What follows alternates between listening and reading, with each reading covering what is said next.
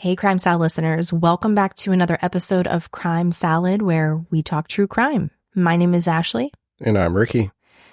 And for this week's case, we are going to discuss one that is pretty graphic, it's disturbing, and it's outside of the norm for what we usually cover. Consider this a warning. The details are most definitely difficult to hear, and the content is not suitable for children. We share this story carefully with the intent of raising awareness about the dangers that exist in our communities. Please be aware that this episode contains explicit details of rape, crimes against children, and death by strangulation, as discussed in court. Your mental health is important. Maybe listen to or watch something happy after this. I know I had to watch SpongeBob a few times just to reset my brain. Okay, Ricky, are you ready for this one? I'm ready.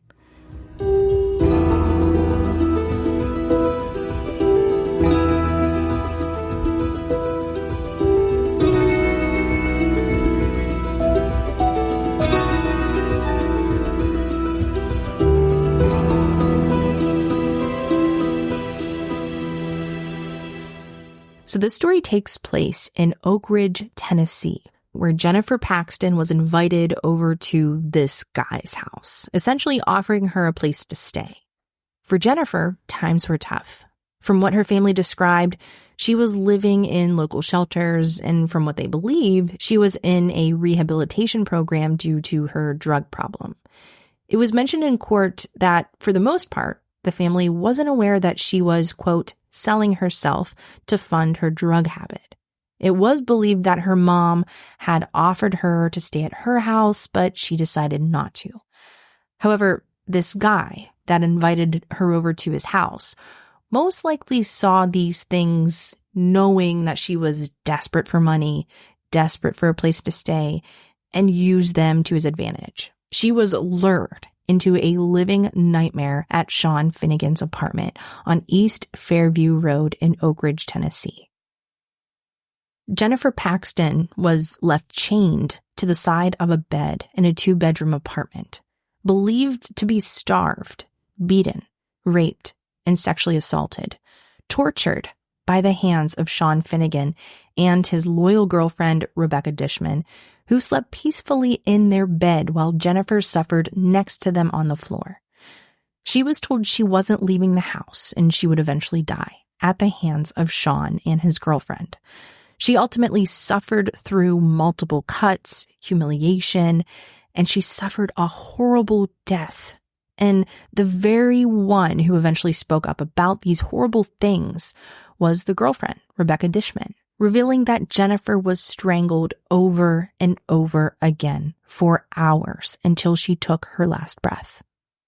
And things didn't end there. Her bones were broken, and she was mutilated and stuffed into a standing freezer to be kept for Finnegan's sadistic pleasure. The details of this case are nauseating, making it hard to even believe that someone would carry out such horrible acts towards someone. Blown away, honestly. The sadistic monster behind the brutal murder of Jennifer Paxton is Sean Finnegan, and eventually he was put to a stop. At the age of 56, Finnegan was arrested on August 6th of 2020 and was held on a $1 million bond, and the same went for Rebecca Dishman, even though she was the one to come forward to the police. She pleaded guilty and got a plea deal to take the death penalty off the table if she testified against Sean in court. However, Sean denied killing Jennifer, basically blaming it all on Rebecca. And he told the investigator that he just didn't know what to do with the body, and so he panicked. Oh, so like a cover-up or something. Yeah. Now, sadly, we don't have much personal information on the victim, Jennifer Gail Paxton. But from what I could find, according to her obituary, she was born on May 7th, 1984, and she was from Knoxville, Tennessee. From what it seems like, she had 7 children, but they were under someone else's care at the time. And she had loving friends and a family who were so heartbroken over this tragedy. Investigators believe that she passed away in December of 2019, although her body was eventually found on August 6th of 2020. and it was determined that she was about 35 years old at the time of her death.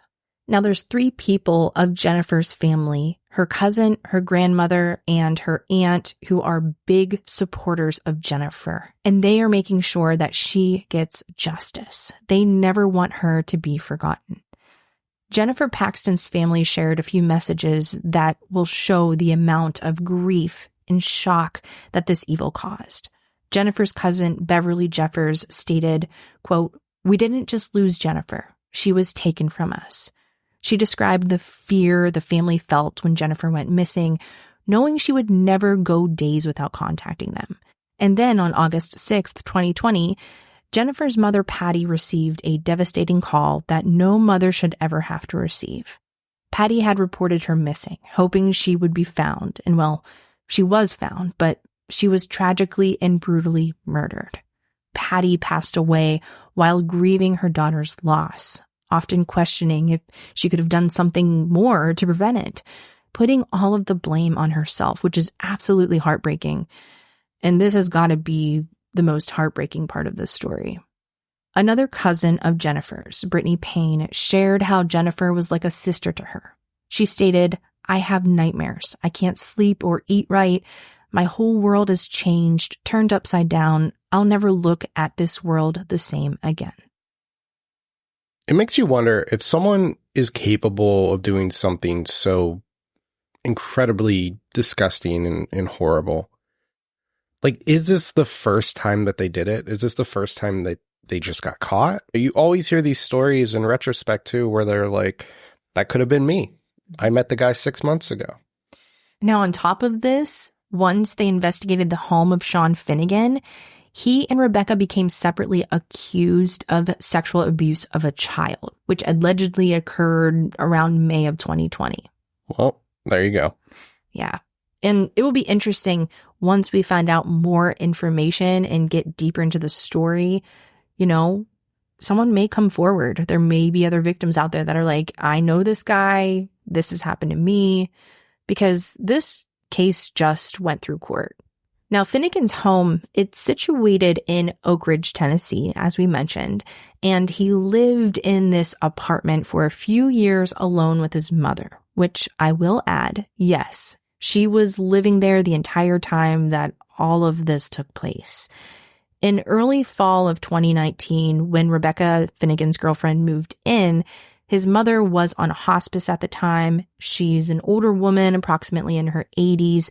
So I'm assuming from what Rebecca explained, she spent a lot of time in her room alone. Their apartment consisted of 2 floors. The bottom floor was the kitchen and the living room, and then there was an upstairs where 2 bedrooms were, and also the bathroom.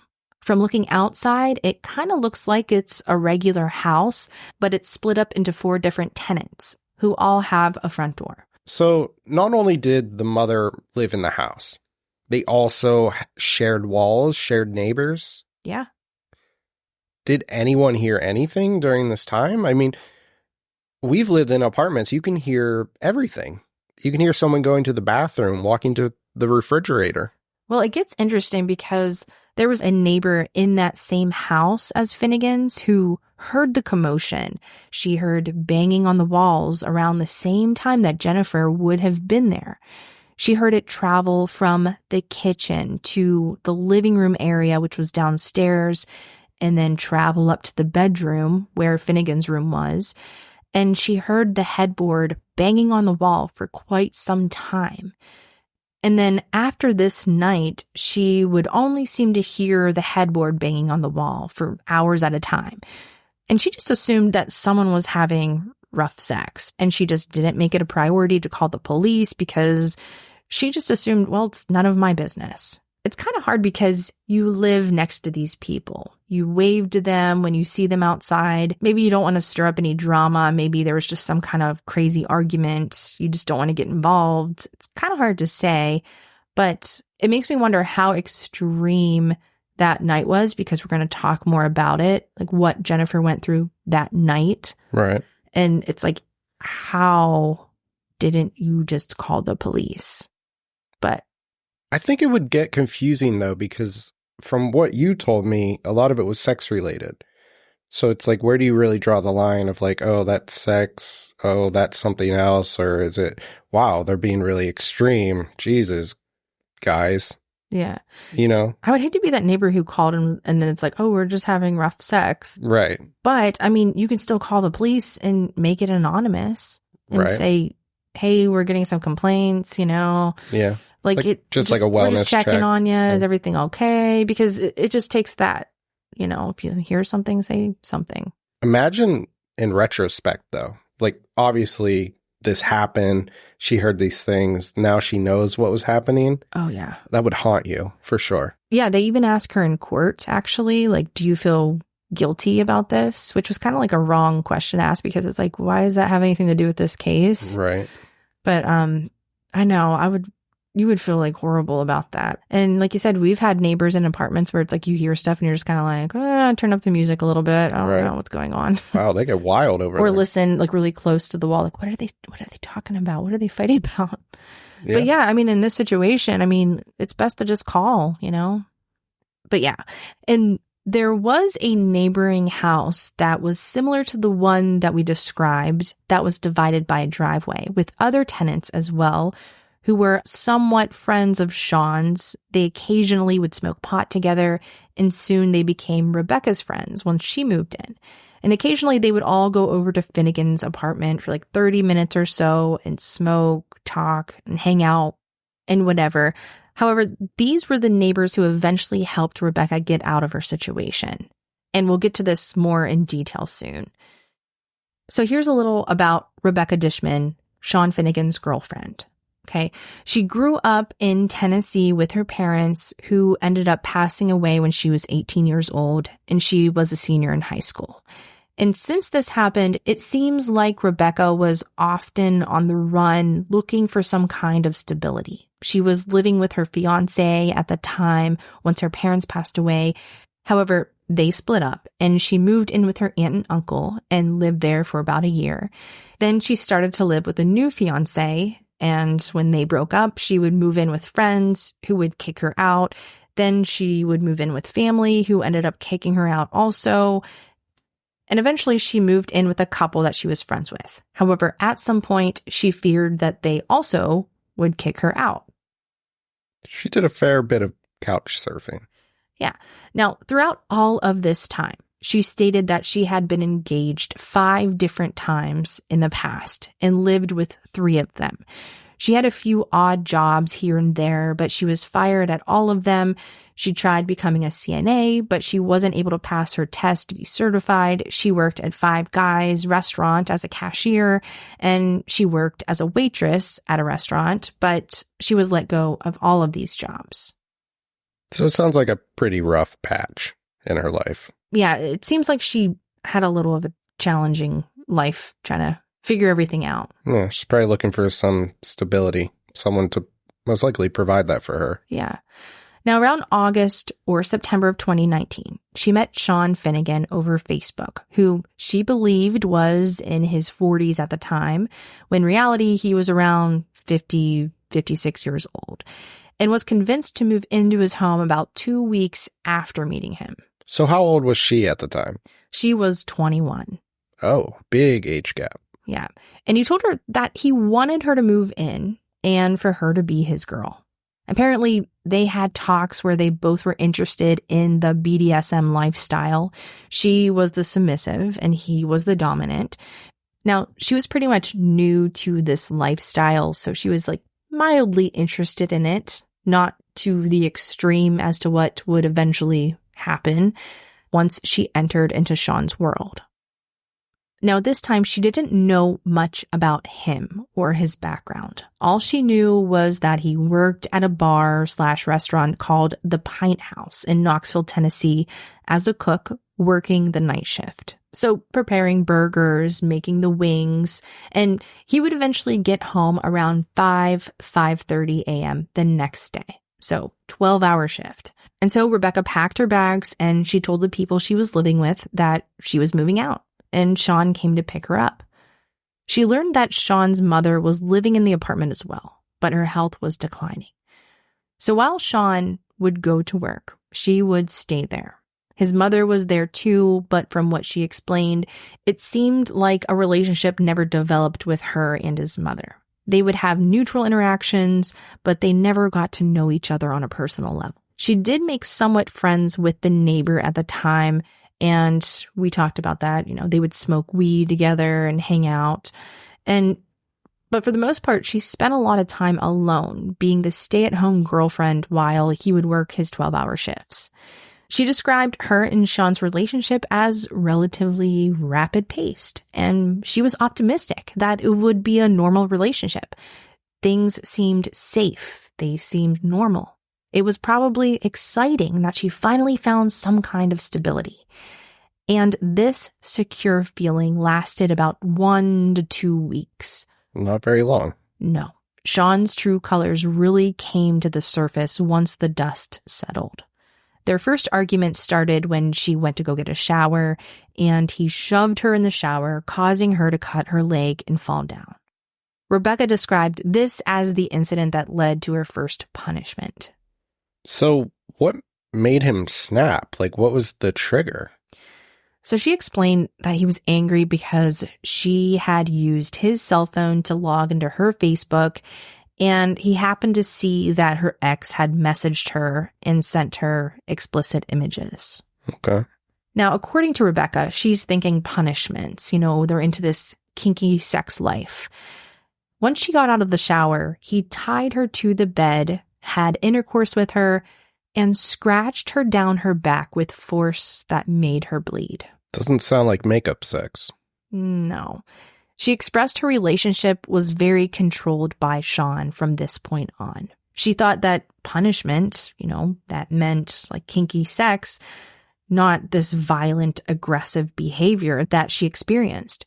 She explained the details in which her punishments would get more severe, which included one time being forced into a dog cage and then being peed on and defecated on. And he would climax to this and take pictures. Pretty sick. Now, occasionally, he would use a dog chain on her, and it would be secured with a padlock around her neck, and she was forced to walk around like a dog on all fours and act like a dog. He would use box cutters on her, making cuts into her inner thighs, and she explained he used torch lighters on her, giving the details that he would put his leg over her throat, and he would hold the lit torch on her shoulder to burn her. And there were times that he sodomized her. She summed it up as very violent punishments that continued to get worse. So, these punishments, was this something that they had agreed on or she was into a little bit that were taken too far? Or were these just straight up punishments that she was not willing to do? At first, it was, she thought it was just going to be kinky sex, slap on the butt or something. Okay. She never knew it was going to be this extreme. So they probably had discussions, but it was nothing. No. What they agreed to was nothing like what was being done to her. No. And she mentioned that she had past relationships where she kind of dabbled in it, with her ex-lovers. Right. But it was never this. This was extreme abuse level, sadistic. Yeah. And he gained full control over her through all of this. There was an abusive layer in there. Now, later in court, when asked, she agreed that she still loved him. Still loves him. Yeah. So after everything he did to her, yeah, she still loves him. And while in court, when she agreed to this, Sean Finnegan was on camera and he nodded his head that's right, I still got her. Yeah, he gets off on this control thing. Yeah. So that's a little about Rebecca. And we learned this based on her appearance in court as she was testifying against Sean Finnegan. Okay, so when did Jennifer come into the mix? So while in court, Rebecca testified that Jennifer, she just showed up one day at the apartment around December of 2019, once Sean came home from working at the bar around 5:30 in the morning.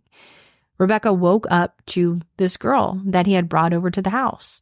He introduced Jennifer to Rebecca, and at the time, Rebecca claims that she wasn't at all aware of who she was or where she came from, and she wasn't expecting her.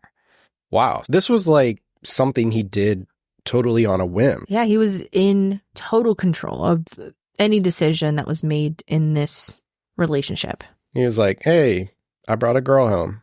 Yeah. Now, Rebecca stated that once Jennifer arrived, she went to go get a shower, and this is when Sean asked Rebecca if they should kidnap her. Rebecca's reaction to it was to agree because she felt like her opinion wouldn't have mattered if she said no. Now, after she got out of the shower, they had breakfast, and Rebecca explains that Sean walked Jennifer over to the back door and showed her a baseball bat. In court, she explains that he started to hit her with the baseball bat, and Rebecca went into shock, as she explained, which was how she explained most of her reaction to everything that went on in the apartment moving forward when witnessing things that would happen to Jennifer. Witnessing someone get hit with a baseball bat is pretty shocking. Yeah, for sure. But at another point, when recalling this, she said that she was upstairs and came downstairs to all of this blood all over the floor, and Jennifer was obviously hit with something, and she assumed the baseball bat. So there's two stories, essentially. Yeah, it's kind of like one, she witnessed it, and then the other one's like, well, I didn't see it, but I came down, and there was blood everywhere, so I can tell that he hit her. Yeah. And as for Sean, he claims that he was in the shower at the time, and he came out of the shower and Jennifer was hit. So he's saying Rebecca hit her. He's defending himself, and he claims that he was in the shower at the time and he came out of the shower and Jennifer was covered in blood. So he's saying Rebecca hit her. Wait, so who hit who? Not sure. Now, this is all alleged information basically coming from Rebecca as she testified in court against Sean. Jennifer was screaming and crying, which could have caused Finnegan's mother to be alerted. Rebecca was told to go upstairs to stop his mother, who was coming downstairs to get her medication. Mrs. Finnegan gave her a hard time, but then she went back to her bed. And Rebecca went back downstairs to a scene in the living room to assist Sean. Sean was continuously beating Jennifer, who was covered in blood, pleading for him to stop, and she had a fireplace screen over top of her to use as a shield, and blood was soaking the carpet. Wow, what a scene. Could you imagine if the mother did walk down? Like, would Sean have killed his own mother? I don't know. I feel like Sean was like her baby. Oh, something like that. Yeah. I don't know. He just seems cold like that. Yeah. Definitely someone who has no remorse. Now, the defense, they highlighted that she mentioned certain details in court, like the fire screen that Jennifer used as a shield and what happened to Rebecca with the flame torch and other things that she hadn't initially told the police. It's unclear why she's just bringing these things up now in court. Maybe she feels safer. Maybe. So as we go back to the scene where Jennifer is beaten and bloodied on the living room floor, Rebecca was directed to go into the kitchen to get the cleaning supplies to clean up the blood. Supposedly, she used bleach and a Swiffer. Meanwhile, Rebecca witnessed Sean berating her and ripping her pants off, spitting on her face in disgust as he aggressively yelled at her, asking her why she was not shaved. Rebecca explained that Jennifer didn't respond with words and only cried. Now, we know a little about Rebecca. She has allegedly gone through horrible abuse herself. But at the same time, she is very loyal to her abuser. And she even admitted to engaging in the sexual assault that was done to Jennifer because he would force her to do so. Right. I mean, I believe that part because he's super controlling, right? He seems to be the dominant one in the relationship, and she loves the dude, right? But right now it's a he said, she said. He said she did it. She said he did it. Could this have just been a jealousy thing? Like, could it be as simple as that? I mean, she really loves this guy. She's obviously somewhat a victim, right?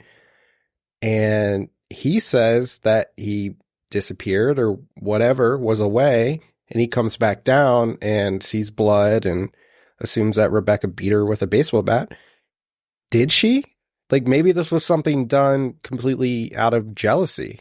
He just brought a random woman into their relationship. Yeah, I mean, it's a possibility.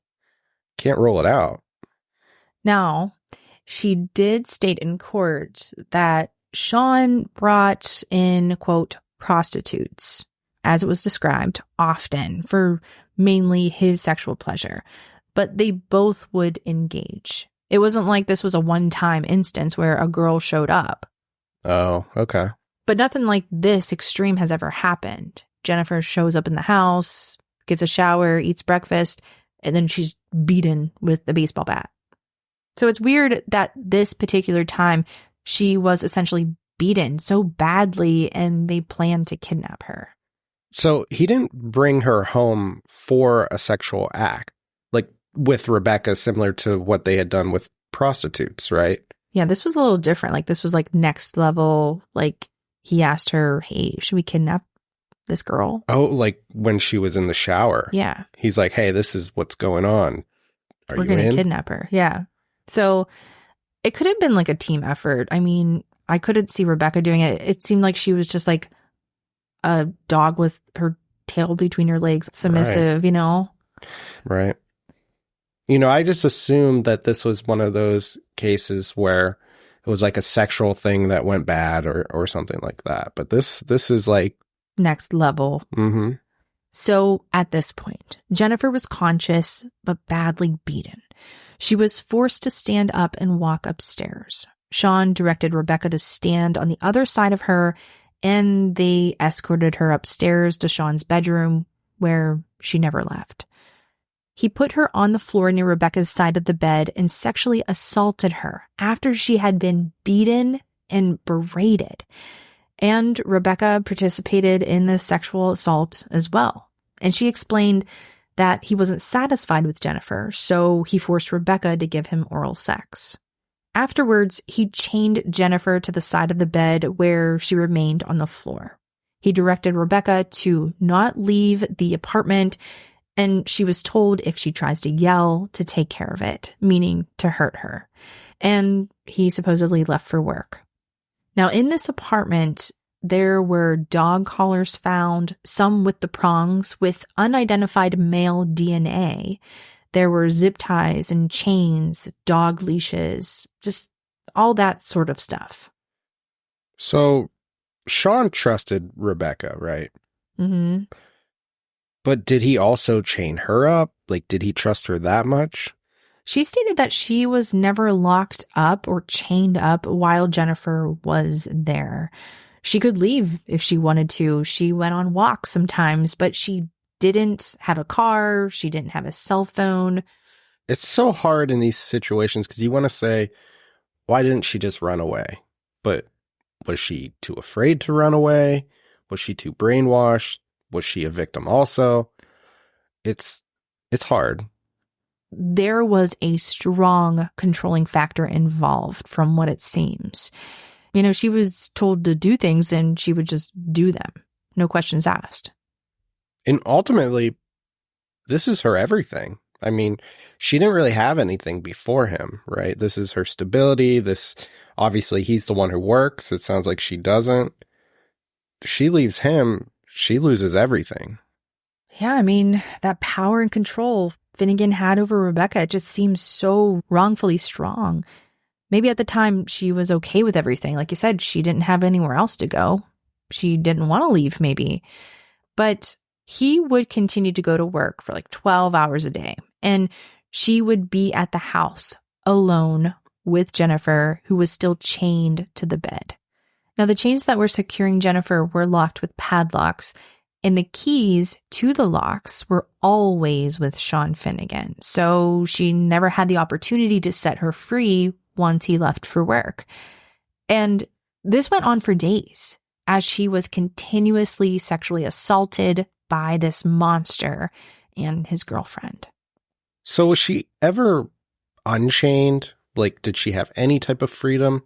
I mean, this is a small place. Like, essentially, this is a house split into 4 apartments. The mom also lives there. Like, was she making trips to the bathroom? No. Rebecca explained that she wore adult briefs, and she had a small bucket that was described as a Fireball whiskey metal bucket. Yikes. Yeah. So how many days did she actually go through this? Somewhere between 3 to 4 days. Oh, okay.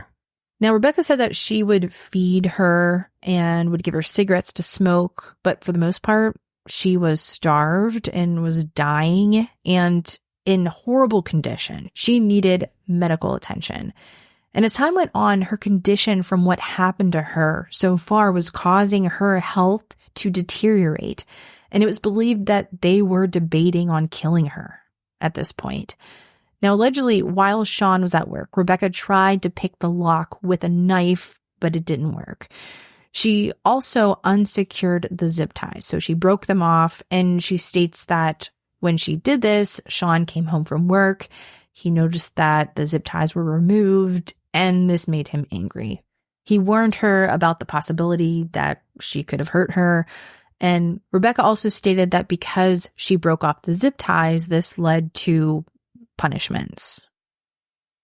Did Jennifer ever yell for help? Like, I'm not sure how bad her condition was, but was she with it enough to scream for help or do anything like that? I mean, they're in an apartment essentially. Yeah, you think that someone would hear something, right? Yeah. Now, from what Rebecca stated, she never yelled for help, but as we mentioned, there was commotion and noises coming from the apartment. Any neighbors that heard anything, they just assumed that it was just sexual things going on. They didn't think anything more was happening other than that and just didn't want to get involved.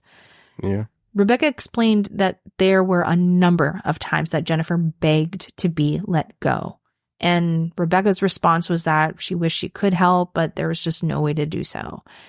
There was also times where Rebecca witnessed her begging to Sean to let her go, but he assured her that wasn't going to happen. I don't want to victim blame here. I really don't. But she had a lot of freedom, right, Rebecca? And I know she could have been brainwashed or scared, and she was definitely terrified, right? Especially even with the zip ties and him coming home and threatening her over it. But she would go outside. Like, she had neighbors. There were chances to be a hero. I feel like she was just so abused to the point where she just didn't have any like thought process to say, this is wrong, you know? Yeah. I mean, it's so hard to put yourself into those shoes, yeah, right? We don't know what it's like. I've never been in that situation. With someone like Rebecca, she just seemed like she was just so fearful of what could happen to her. She just seemed so loyal to Sean that she didn't do that. And in court, the neighbors would say that Rebecca would be over at their house while Sean was at work, and they would be just talking, and, you know, sometimes she would use her phone. So I'm curious, in court, did she ever say she was remorseful or anything like that? No, nothing like that. It's interesting. I think she had her own set of problems that was like, I don't want to die. Right. I don't want to end up like her. Yeah. I mean, yeah, it's typical she's also in danger type situation. I totally get it. It's just, it's a weird situation. Yeah. And there was no doubt that Jennifer at the time, she really needed medical attention. They were watching her health decline, and she had open wounds, and Rebecca would just sit in the room with her for hours. They would have casual conversations. You know, regardless of her health, it didn't stop the sexual assault at all. Like, there were times where Sean would force Rebecca to climax over top of Jennifer. She's still chained to the side of the bed, lying on the floor. And at this particular time, Jennifer was disgusted by it. So Rebecca stated that she left the room to cool off. And when she went back upstairs, they went to bed. Jennifer was still chained to the bed near Sean's side, still on the floor. Now, by day 4 or 5, Sean came home from work with shopping bags containing shower curtains, rags, and similar items. Initially, Rebecca thought that they were just things for the house, but she soon realized that he was planning to murder Jennifer. However, I find this a bit hard to believe because they had already been discussing whether or not to kill her. And Sean had even ordered a stand-up freezer, so it doesn't seem like this shocking thing that Rebecca, she just had no idea that they were planning to kill her, just based on what I gathered. But it could also be her just being naive. It's like, yeah, she thought this was going to happen, but now it happened and now it's here. Happening and he's actually going to do it. Oh my God. Now, before he did this, he had Rebecca give Jennifer a shower and he was angry that she was taking too long. Then, once they got back into the room, Jennifer was instructed to lie face down, and then she was aggressively strangled with a shoelace for a few hours, as Rebecca had to watch her suffer as blood was coming from her mouth. A few hours? Yeah, she explained that he would aggressively strangle her and then stop, and would continue to do this over a few hours. So he's kind of just playing with her, like getting her to the edge of death and letting her come back. Exactly. And there were a number of thin ligature marks on her neck that later explained that this was done with a shoelace. Some were even cut deep into her skin, which would have caused her to bleed. And during this, Rebecca claims that he had asked for her help, but she was too in shock and sat on the bed. She tried to leave at one time just to empty the ashtray that was filling up, but she was not allowed to. While he was doing this to Jennifer, he was smoking the entire time. The final time that she was strangled, Rebecca watched her take her last breath, and Rebecca explained that she got onto her hands and knees and said her goodbyes. Sean, who had no remorse for what he just did, walked out of the room to go to the bathroom and empty the overfilled ashtray. Sean came back into the room, seeing Rebecca, saying her goodbyes, and slapped her across the face. Wow. Sean's cell phone at the time had been blowing up, and he was getting call after call. Voicemails were left, and text messages were coming through because he was late for work. And so that evening, he left for work with blood on his hands. Jennifer's lifeless body remained on the floor, and Rebecca was shaken up at this point. She sat in the room for hours, checking her pulse to see if there was anything, but she knew she was dead. Now, you would think that she would have ran out the door to call 911 or get a hold of her neighbor. She just witnessed someone getting murdered. There's a dead body in her room. Yeah, but now she knows what he's capable of. Yeah, true. So according to her testimony, she sat in the room and just waited for Sean to get back home after his 12-hour shift. Most likely, she went to bed. Those had to be the longest 12 hours of her life. Oh yeah, most definitely. Now, once Sean gets home from work, Jennifer is still on the floor, and he directs Rebecca to clean up the blood in the room and to help with the moving of Jennifer's body downstairs.